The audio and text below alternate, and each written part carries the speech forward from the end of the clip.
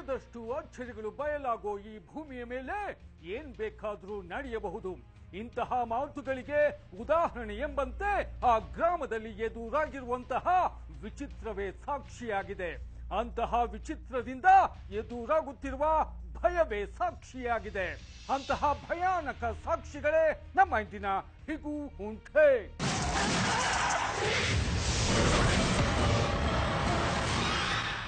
ಆ ಗ್ರಾಮದಲ್ಲಿ ಎದುರಾಗಿರುವಂತಹ ವಿಚಿತ್ರವೇನು? ಹುಟ್ಟಿಕೊಂಡಿರೋ ಭಯಕ್ಕೆ ಕಾರಣವೇನು?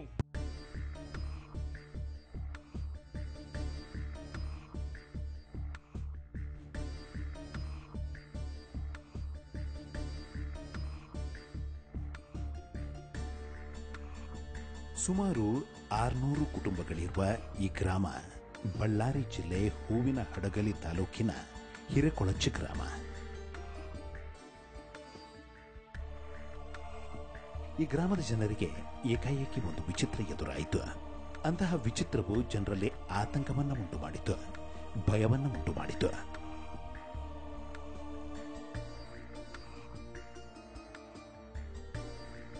ಈ ಗ್ರಾಮದ ಜನರಿಗೆ ಏಕಾಏಕಿ ಎದುರಾದಂತಹ ವಿಚಿತ್ರವೇನು?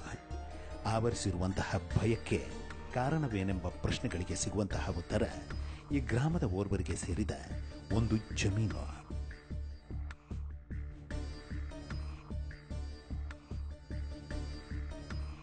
ಈ ಜಮೀನೆಂದರೆ ಗ್ರಾಮದ ಜನರು ಹೆದರಲು ಆರಂಭಿಸಿದ್ರು. ಇಲ್ಲಿಗೆ ಕೆಲಸಕ್ಕೆ ಬರುತ್ತಿದ್ದ ಜನರು ಕೆಲಸಕ್ಕೆ ಬಾರದಂತಾಗಿ ಬಿಟ್ಟರು.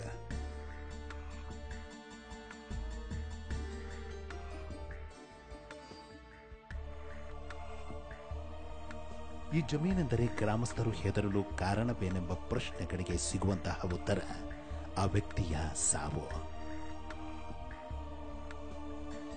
ಆ ವ್ಯಕ್ತಿಯ ಸಾವಾದ ನಂತರ ಜನರು ಈ ಜಮೀನಿಗೆ ಕೆಲಸಕ್ಕೆ ಬಾರದಂತಾಗಿ ಬಿಟ್ಟರು. 1.5 ತಿಂಗಳಿಗೆ ಈ ಹೊಲದಾಗ ಚೆನ್ನಿ ಮುರಿಯಾಕ ಜನ ಯಾರು ಬರಲಿಲ್ಲ. ಜನ ಬರಕ ಹೆದರರು.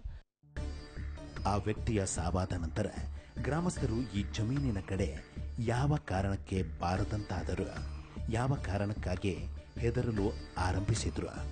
ಸಾವನ್ನಪ್ಪಿದ ವ್ಯಕ್ತಿಯ ಆತ್ಮವು ಕಾಡಲು ನಿಂತಿತೆ ಎಂಬ ಪ್ರಶ್ನೆಗಳಿಗೆ ಸಿಗುವಂತಹ ಉತ್ತರ ಅದಾವುದು ಅಲ್ಲ, ಮತ್ತೇನು ಎಂಬ ಪ್ರಶ್ನೆಗಳಿಗೆ ಸಿಗುವಂತಹ ಉತ್ತರ ಆ ನಾಗಸರ್ಪ.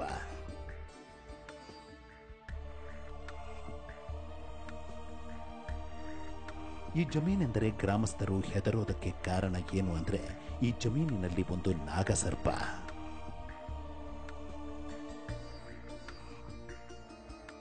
ಹಾವು ಬಂತು ಅಂತ ಹೇಳ್ಬಿಟ್ಟು ನಾವು ಹಿಂದಕ್ಕೆ ಸರ್ಕೊಂಡ್ವಿ. ಅಷ್ಟರಲ್ಲೇ ಮತ್ತೆ ತಿರ್ಗಾ ಅದು ಆ ಬೇಲಿ ಒಳಗಡೆ ಹೋಯ್ತು. ಬೇಲಿ ಒಳಗೆ ಹೋಗಿ ತಿರ್ಗಾ ವಾಪಸ್ ಬರ್ತದು. ಈ ಹೊಲದಲ್ಲಿರುವಂತಹ ನಾಗಸರ್ಪಕ್ಕೆ ಜನರು ಹೆದರುತ್ತಿರುವುದು ಏಕೆ? ಆ ವ್ಯಕ್ತಿಯ ಸಾವು ಸಂಭವಿಸಿದ್ದು ಹೇಗೆಂಬ ಪ್ರಶ್ನೆಗಳಿಗೆ ಸಿಗುವಂತಹ ಉತ್ತರವು ದಾರುಣವಾಗಿದೆ, ವಿಚಿತ್ರವಾಗಿದೆ.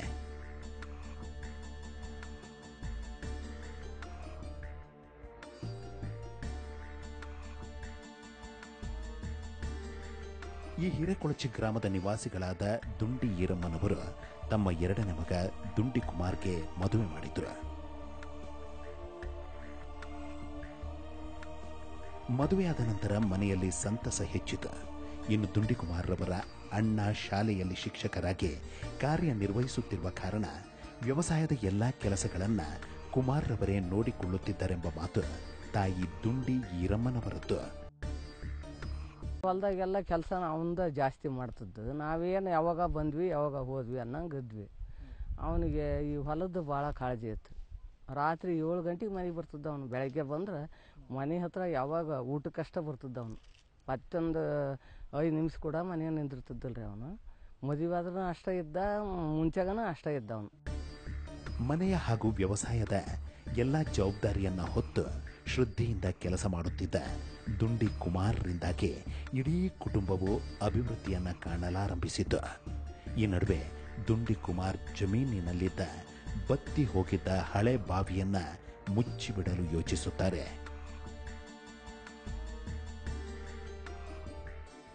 ಇನ್ನು ಜಮೀನಿನಲ್ಲಿ ಇದ್ದ ಹಳೆ ಬಾವಿಯನ್ನ ಮುಚ್ಚಿಸಲು ಯೋಚಿಸಿದ ಕುಮಾರ್ ಅಂದು ಹೊಲಕ್ಕೆ ಜೆಸಿಬಿಯನ್ನ ತರಿಸಿದ್ರು.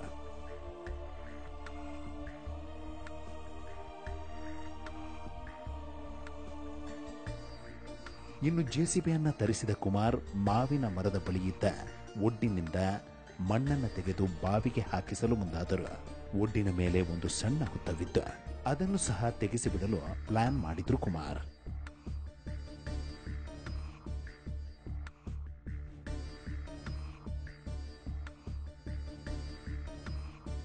ಒಡ್ಡು ಸಾಫ್ ಮಾಡ್ಬೇಕಂತ ಅವನದು ಐಡಿಯಾ.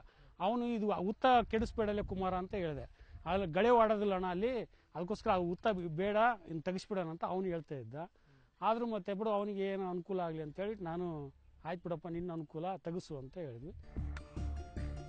ಒಡ್ಡಿನ ಮೇಲಿದ್ದ ಸಣ್ಣ ಹುತ್ತವನ್ನ ಮೊದಲಿಗೆ ತೆಗೆದು ಬಿಡಿರೆಂದು ಜೆಸಿಬಿಯವರಿಗೆ ಹೇಳಿದ ನಂತರ ಜೆಸಿಬಿಯವರು ಹುತ್ತವನ್ನ ತೆಗೆಯಲು ಮುಂದಾದಾಗ ಹುತ್ತದಿಂದ ನಾಗಸರ್ಪವು ಬುಸುಗುಟ್ಟುತ್ತಾ ಎದ್ದು ಬಿಟ್ಟಿತು.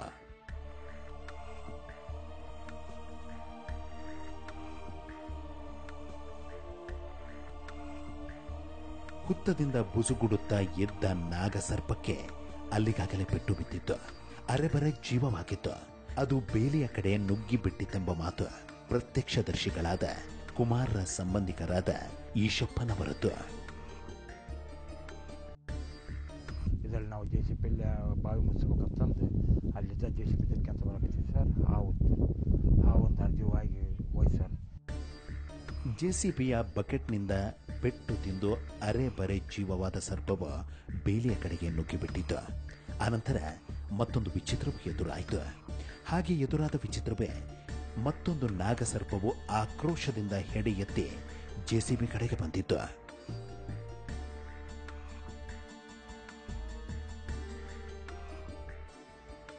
ಬುಸುಗುಡುತ್ತಾ ಹೆಡೆ ಎತ್ತಿ ಬಂದ ಸರ್ಪವನ್ನು ನೋಡಿದ ಕುಮಾರ್, ನಾವು ಇಲ್ಲಿ ರಾತ್ರಿಯ ಸಮಯದಲ್ಲೇ ಓಡಾಡುತ್ತಿರುತ್ತೇವೆ, ಅದನ್ನ ಹೊಡೆದು ಬಿಡಿರೆಂದು ಜೆಸಿಬಿಯವರನ್ನ ಒತ್ತಾಯಿಸಲು ನಿಂತಾಗ ಜೆಸಿಬಿಯವರು ಜೆಸಿಬಿ ಬಕೆಟ್ನಿಂದ ಆ ಸರ್ಪವನ್ನ ಸಾಯಿಸಿಬಿಟ್ಟರು.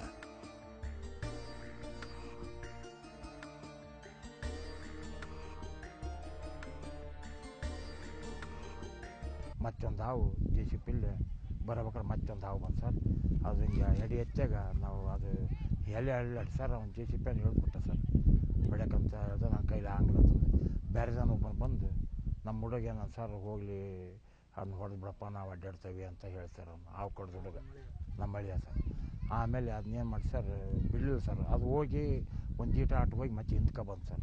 ಹಿಂದಕ್ಕೆ ಬಂದು ಮತ್ತೆ ಜೆಸಿಪಿ ಹತ್ರನ ಬಂದು ಎಡೆ ಎತ್ಕೊಂಡು ಇದ್ದಾಯ್ತು ಸರ್. ಆಮೇಲೆ ಅದನ್ನ ಮತ್ತೆ ಬಿಡಲಿಲ್ಲ ಸರ್, ಹೊಡೆದ್ಬಿಟ್ಟು. ನಾವು ನಿಂತ್ಕೊಂಡಿದ್ವಿ, ಆ ಹುಡುಗ ತೀರ್ಕೊಂಡಲ್ವಾ, ಅವನು ನಾನು ಜೊತೆಲಿ ನಿಂತ್ಕೊಂಡಿದ್ವಿ. ಹಾವು ಬಂತು ಅಂತ ಹೇಳ್ಬಿಟ್ಟು ನಾವು ಹಿಂದಕ್ಕೆ ಸರ್ಕೊಂಡ್ವಿ. ಅಷ್ಟರಲ್ಲೇ ಮತ್ತೆ ತಿರ್ಗಾ ಅದು ಆ ಬೇಲಿ ಒಳಗಡೆ ಹೋಯ್ತು. ಬೇಲಿ ಒಳಗೆ ಹೋಗಿ ತಿರ್ಗಾ ವಾಪಸ್ ಬಂತದು. ಬಂದ ಮೇಲೆ ಎಲ್ಲರೂ ಭಯ ಬಿದ್ದುಬಿಟ್ಟು ನಾವು ಹುಡುಗರೆಲ್ಲ ಓಡಾಕಚ್ಚಿದ್ರು. ಆ ಜೆಸಿಬಿ ಹುಡುಗ ಅವನು ಇಳಿದು ಹೊಡೆಯೋದ. ಇನ್ನೊಬ್ಬ ಹುಡುಗ ಸೋಮವಾರ ಹೊಡೆಯಲ್ಲ ಅಂತ ಹೇಳಿದ. ಇಲ್ಲಪ್ಪ ನಮಗೆ ಇದು ಯಾಕೋ ಇದಾಗಿದೆ, ಮುಕ್ ಮಾಡಿಬಿಟ್ಟಿದ್ದೀರಿ, ಅದನ್ನ ಎಷ್ಟರಾಗಲಿ ಜೀವ ಹೋಗಲೇಬೇಕು ಅಂತೇಳಿ, ಗಾಯ ಆಗಿದೆ, ಅದು ಮುಂದೆ ಎಫೆಕ್ಟ್ ಆಗುತ್ತೆ ನಮಗೆ, ಇಲ್ಲಿ ತೋಡ್ತಾ ಬರೋಕ್ಕೆ ಅಂತಲ್ಲ ಹೇಳಿ ಅದನ್ನು ಜೆಸಿಬಿ ಆಪ್ರೇಟರ್ಗೆ ಹೇಳಿ ಅದನ್ನ ಇದನ್ನು ಮಾಡಿಸಿದ್ವಿ ಬಕೆಟಲ್ಲಿ. ಸರ್ಪವನ್ನು ಸಾಯಿಸಿದ ನಂತರ ಕುಮಾರ್ ಅದರ ಬಾಯೊಳಗೆ ಒಂದು ನಾಣ್ಯವಿಟ್ಟು ಸುಟ್ಟು ಹಾಕಿದ್ರಂತೆ.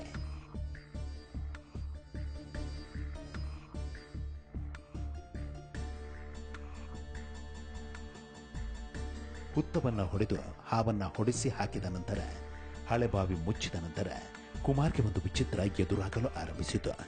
ಹಾಗೆ ಎದುರಾದ ವಿಚಿತ್ರವೇ ಕನಸಲ್ಲಿ ಆ ನಾಗಸರ್ಪವು ಕಾಣಿಸುವುದು. ಹೊಲದೊಳಕ್ಕೆ ಬಂದರೆ ಆ ಹಾವು ಹಿಂಬಾಲಿಸಿದಂತಾಗುವುದು. ಕೆಲವೊಂದು ಸಮಯ ಎದುರಲ್ಲಿ ಕಾಣಿಸಿಕೊಳ್ಳುವುದು.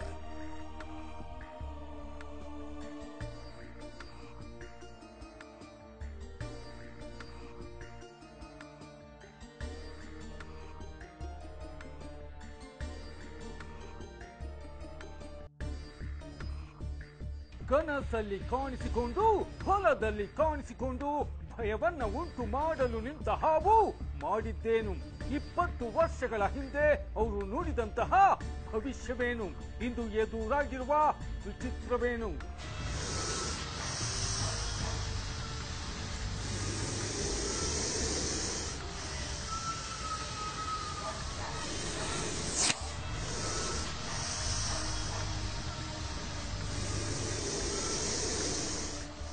ಜೆಸಿಬಿಯಿಂದ ಹಾವನ್ನ ಹೊಡೆಸಿದ ನಂತರ ಕುಮಾರ್ಗೆ ಸರ್ಪವು ಕನಸಲ್ಲಿ ಕಾಣಿಸಿಕೊಳ್ಳಲು ಆರಂಭಿಸಿತು. ಹೊಲದಲ್ಲಿ ಬುಸುಗುಡುತ್ತಾ ಭಯವನ್ನ ಉಂಟು ಮಾಡಲಾರಂಭಿಸಿತು.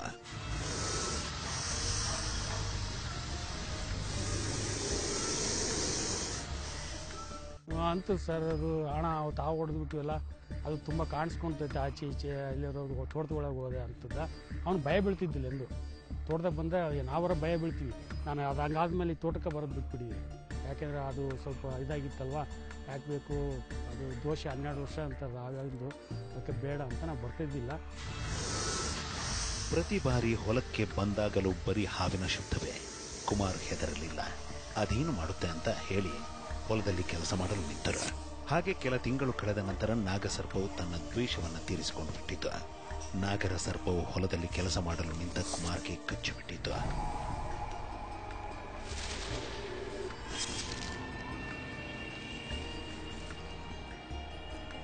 ಕುಮಾರ್ ಅವರ ಮಡದಿ ಕುಸುಮರ ಪ್ರಕಾರ ಅಂದು ಬೆಳಿಗ್ಗೆ 10 ಗಂಟೆಗೆ ಕುಮಾರ್ ಹೊಲಕ್ಕೆ ಹೋದರು.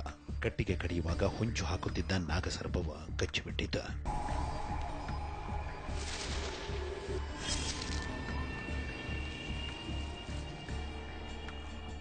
ಅವ್ರು ದಿನಲ್ಲೂ ಹೊಲಕ್ಕೆ ಹೋಗ್ತಿದ್ರಿ, ಒಟ್ಟೆ ಮನೇಲೇ ಇರ್ತಿದ್ದಿಲ್ಲ. ಹೊಲ ಮನೆ ಇಷ್ಟೇ ಕೆಲಸ ಕಮ್ತಾ ಮಾಡ್ತಿದ್ರಿ. ಒಟ್ಟು ಹೊಲಕ್ಕೆ ಹೋಗಿ ಬಂದು ಮನೆಗೆ ರಾತ್ರಿ 6ಕ್ಕೆ ಮನೆಗೆ ಬರೋರು, ದಿನ 6ಕ್ಕೆ ಬರೋರು. ಇವತ್ತೊಂದಿನ ಬೆಳಗ್ಗೆ 10ಕ್ಕೆ ಹೋಗಿದ್ರು. ಅಲ್ಲಕ್ಕೆ 10 ಗಂಟೆಗೆ ಹೋಗಿ ಆಕಳ ಎತ್ತು ಕಟ್ಟಿ ಹೊಳೆ ಬರ್ತೇವೆ ಅಂತಂದು ಹೋಗ್ಯಾರಿ. ಹೊಳೆ ಕಡೆಗೆ ತೊಗೊಂಬರ್ತೇವೆ ಅಂತಂದು ಕಡೆಗೆ ತೊಗೊಂಬರಕ್ಕೆ ಹೋಗ್ಯಾರ. ಕಡೆಗೆ ಕಡೆಗೆ ಹೋದಲ್ಲಿ ಅಲ್ಲಿ ಅವ್ರಿಗೆ ಹಾವು ಕಡ್ದು ಬಿಟ್ಟೈತೆ. ಅಲ್ಲಿ ಕಡೆಗೆ ತರಕ್ಕೆ ಹೋದಲ್ಲಿ ಅಲ್ಲಿ ಹಾವು ಕಡೋದು ಅಲ್ಲೊಬ್ರಿಗೆ ಹೇಳಿದಂತೆ, ಅದೇನು ಮಾಡ್ತೈತೆ ಬಿಡಲೇ ಕುಮಾರ ಅಂದ್ರ ಅಂತ್ರಿ ಅಲ್ಲಿ ಹೊಲದಲ್ಲಿ ಅಂದು. ಒಂದು ಸಪ್ಪತ್ತಿಗೆ ಅಲ್ಲಿ ದೇವಸ್ಥಾನಲ್ಲಿ ಮಕ್ಕೊಂಡು ಉಳ್ಳಾಡಿ ಅಲ್ಲಿದ್ದ ಬರೋದಾಗ ಮನೆಗೆ ಬರೋದಾಗ ಲೇಟ್ ಆಗ್ಬಿಡ್ತಾರೆ. ಮನೆಗೆ ಬಂದು ಆಮ್ಯಾಗ ನಂಗೆ ಹಿಂಗೆ ಹಾವು ಕಡ್ದು ಬಿಟ್ಟೈತಿ ನಮ್ಗೆ ಅಂತಂದು ಹೇಳ್ಯಾರಿ. ಮನೆಗೆ ಬಂದು 6:15ಗೆ ಹಾವು ಕಚ್ಚಿಬಿಟ್ರೆ ಏನಾಗುತ್ತೆಂದು ಹೇಳಲು ನಿಂತ, ಅಸಡ್ಡೆ ಮಾಡಲು ನಿಂತ, ಸಮಯವನ್ನ ಕಳೆಯಲು ನಿಂತ ಕುಮಾರ್ ಮನೆಗೆ ಬಂದು ನನಗೆ ಹಾವು ಕಚ್ಚಿದೆ ಅಂತ ಹೇಳಿದ್ರು. ಅಲ್ಲಿಗಾಗಲೇ ಉಸಿರಾಡುವುದು ಕಷ್ಟವಾಗಿ ಬಿಟ್ಟಿತ್ತು. ಎತ್ತಿಕೊಂಡು ಆಸ್ಪತ್ರೆಯನ್ನ ಮುಟ್ಟುವುದಕ್ಕೂ ಮುಂಚೆಯೇ ಹಾವಿನ ವಿಷವು ಸಂಪೂರ್ಣವಾಗಿ ದೇಹವನ್ನ ಆವರಿಸಿ ಕುಮಾರ್ ಸಾವನ್ನಪ್ಪಿದ್ರು.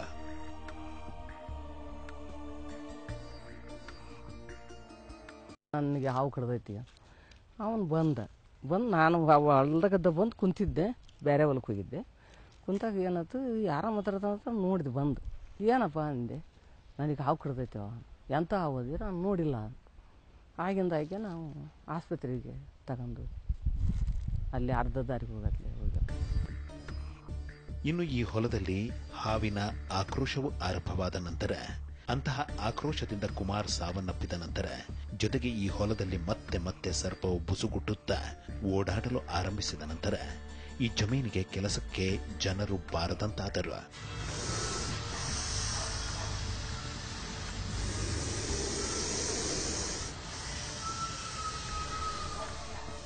ಸತ್ತು 1.5 ತಿಂಗಳಿಗೆ ಈ ಹೊಲದಾಗ ಚೆನ್ನಿ ಮುರಿಯಾಕ ಜನ ಯಾರು ಬರಲಿಲ್ಲ. ನಾನು ಇನ್ನೊಂದಿಬ್ಬರು ಹೆಣ್ಮಕ್ಳು ನಮ್ಮ ತಮ್ಮ ಬಂದರು. ನಾವ 4 ಮಂದಿ ಮುರಿದ್ವಿ. ಜನ ಬರೋಕೆ ಹೆದರೋರು. ಆ ಹೊಲ್ದಾಗ ಹಾವು ಐತಿ, ನೀವು ಹೆಂಗೆ ಹೋಗ್ತೀರಿ ಅವ್ರ ಹೊಲಕ್ಕೆ ಅನ್ನೋರು ಜನ. ಆದ್ರಾಗಲೇ ನಮ್ಮ ಮನೆ ಬರ್ದಾಗ ಇದ್ದಂಗೆ ಆಕತಿ ಅಂತ 4 ಮಂದಿ ಇದನ್ನು ಮುರಿದಿವ್ರಿ. ಮತ್ತು ಬೇರೆ ಹೊಲಕ್ಕೆ ಬರೋರು, ಈ ಹೊಲಕ್ಕೆ ಬರೋಕೆ ಭಯ ಮಾಡಿ ಜನ. ಇನ್ನು ಕುಮಾರ್ ಹಾವಿನ ಕಡಿತದಿಂದ ಸಾವನ್ನಪ್ಪಿದ ನಂತರ ಅಂದು ಹಾವನ್ನ ಹೊಡೆದಾಗ ಜೊತೆಯಲ್ಲಿ ಇದ್ದ ಈಶಪ್ಪನವರಿಗೂ ಸಹ ಕನಸಲ್ಲಿ ಹಾವು ಕಾಣಿಸಿಕೊಳ್ಳುವ, ಹೊಲಕ್ಕೆ ಹೋದ್ರೆ ಹಾವಿನ ಆಕೃತಿಗಳು ಕಣ್ಣ ಮುಂದೆ ಬರುವಂತಹ, ಬುಸುಗುಡುವ ಶಬ್ದವು ಕೇಳುವಂತಹ ವಿಚಿತ್ರಗಳು ಎದುರಾಗುತ್ತಿವೆ.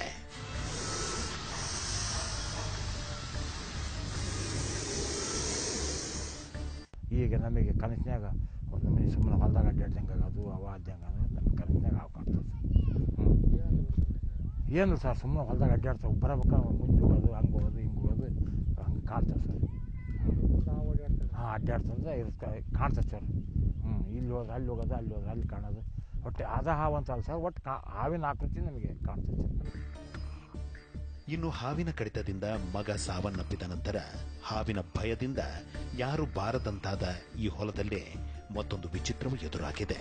ಹಾಗೆ ಎದುರಾಗಿರುವ ಆ ವಿಚಿತ್ರವೇ ಆ ಒಂದು ತೆಂಗಿನ ಸಸಿಯಲ್ಲಿ ಸರ್ಪವು ಪ್ರತ್ಯಕ್ಷವಾಗಿರುವುದು. ಹಾವು ತೆಂಗಿನ ಸಸಿಯಲ್ಲಿ ಪ್ರತ್ಯಕ್ಷವಾಗಿರೋದಾದ್ರೂ ಹೇಗೆ ಅಂದ್ರೆ ಹೀಗೆ.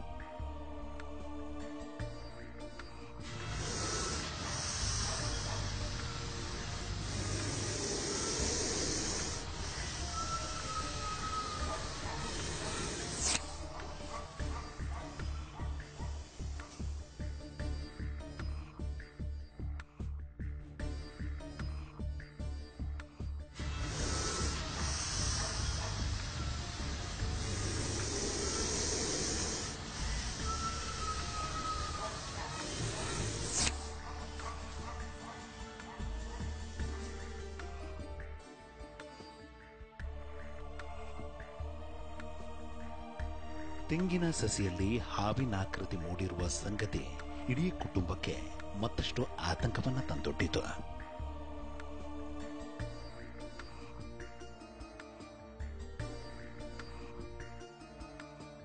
ತೆಂಗಿನ ಗಿಡದಾಗ ಹಾವಿನ ಆಕೃತಿ ಮೂಡಕೈತಿ ಸರ್. ನಾವು ಗಿಡಕ್ಕೆ ಈ ಕಟ್ಟಕತ್ತಿದ್ವಲ್ಲ ಸರ್, ಈ ಇದನ್ನ ಕಟ್ಟೆ ನೋಡಿ ಸರ್, ತೆಂಗಿನ ಗಿಡಕ್ಕೆ ಕಟ್ಟಾಕ್ಯಾವಲ್ಲ, ಅವು ಕಟ್ಟಬೇಕಾದ್ರೆ ಅದು ಕಾಣ್ ಸರ್. ಇವೆಲ್ಲ ನಮ್ಮ ಹುಡುಗ ಕಟ್ಟೋಗಿದ್ದು ಸರ್, ಮೇಸ್ಟ್ರಿ ಕೆಲಸ ಮಾಡ್ತಾನೆ ಸರ್ ಮೆರಮನಹಳ್ಳಿಯಾಗ. ಅವನ್ನೆಲ್ಲ ಕಟ್ಟೋಗಿದ್ದ. ನಾವು ಇದನ್ನ ಹರ್ಗ ಕಟ್ಟಿದ್ವಿ ಸರ್. ನೀ ಕಟ್ಟಪ್ಪ ಅಂದ್ವಿ. ಅವ್ನು 3 ಸಾಲ ಕಟ್ಟಿದ್ದು ಸರ್. ತಿರುಗಿ ಇನ್ನೊಂದು 4 ಸಾಲ ಕಟ್ಟಬೇಕಾದ್ರೆ ನನಗೆ ಕಾಣ್ ಸರ್, ಅದು ಹಾವಿನ ಆಕೃತಿ ಕಾಣ್. ನನಗೆ ಹಾವ ಹೊಡೆದು ಮುಡಿಯೈತೆ ಅನ್ನೋದು ನನಗೆ ಅಷ್ಟೇ. ಹಾವಿನ ಶಕನ ಅದು ನನಗಿರೋದು. ತೆಂಗಿನ ಸಸಿಯಲ್ಲಿ ಹಾವಿನ ಆಕೃತಿಯು ಕಾಣಿಸಿಕೊಂಡಿದೆ. ಮತ್ತೇನಾದ್ರೂ ಅನಾಹುತಗಳು ಸಂಭವಿಸುತ್ತವೇನೋ ಎಂಬ ಆತಂಕವು ಕಾಡಲು ನಿಂತಾಗ ಇಡೀ ಕುಟುಂಬವು ಸಮೀಪದಲ್ಲಿರುವ ಮಠಕ್ಕೆ ಹೋಗಿ ವೀರಭದ್ರ ಸ್ವಾಮಿಗಳನ್ನ ಭೇಟಿ ಮಾಡಿ ವಿಷಯವನ್ನ ತಿಳಿಸಿದ್ರು.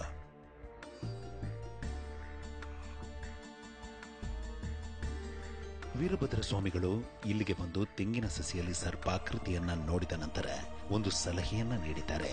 ಆ ಸಲಹೆಯೇ ಹೊಲದಲ್ಲಿರುವ ಬನ್ನಿ ಮರದಡಿ ನಾಗರ ಕಲ್ಲನ್ನ ಪ್ರತಿಷ್ಠಾಪನೆ ಮಾಡಿ ಪೂಜೆ ಸಲ್ಲಿಸಿ, ಜೊತೆಗೆ ಹಾವಿನಾಕೃತಿಯು ಮೂಡಿರುವ ತೆಂಗಿನ ಸಸಿಗೆ ಪೂಜೆ ಮಾಡಿರಿ. ಕೇವಲ ನಿಮ್ಮ ಕುಟುಂಬಕ್ಕಲ್ಲ, ಇಡೀ ಗ್ರಾಮಕ್ಕೆ ಒಳಿತಾಗುತ್ತೆಂದು ಹೇಳಿ ಹೋದ ನಂತರ ಬನ್ನಿ ಮರದಡಿಯಲ್ಲಿ ನಾಗರ ಕಲ್ಲನ್ನ ಪ್ರತಿಷ್ಠಾಪಿಸಿ ಪೂಜೆ ಸಲ್ಲಿಸಲಾಗುತ್ತಿದೆ. ತೆಂಗಿನ ಸಸಿಗೆ ಇಡೀ ಗ್ರಾಮಸ್ಥರು ಪೂಜೆ ಸಲ್ಲಿಸುತ್ತಿದ್ದಾರೆ.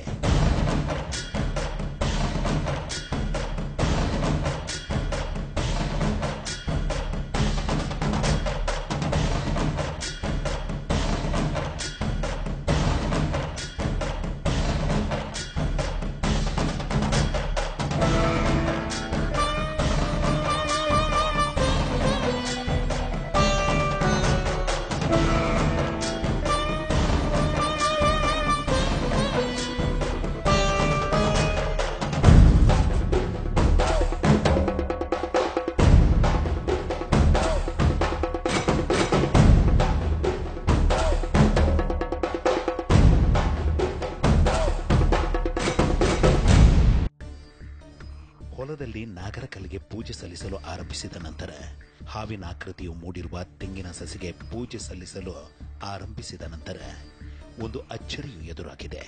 ಹಾಗೆ ಎದುರಾಗಿರುವ ಅಚ್ಚರಿಯೇ ಈಶಪ್ಪನವರಿಗೆ ಕನಸಲ್ಲಿ ಕಾಣಿಸಿಕೊಳ್ಳುತ್ತಿದ್ದ, ಹೊಲದಲ್ಲಿ ಕಾಣಿಸಿಕೊಳ್ಳುತ್ತಿದ್ದ ನಾಗಸರ್ಪವು ಕಾಣದಂತಾಗಿರುವುದು.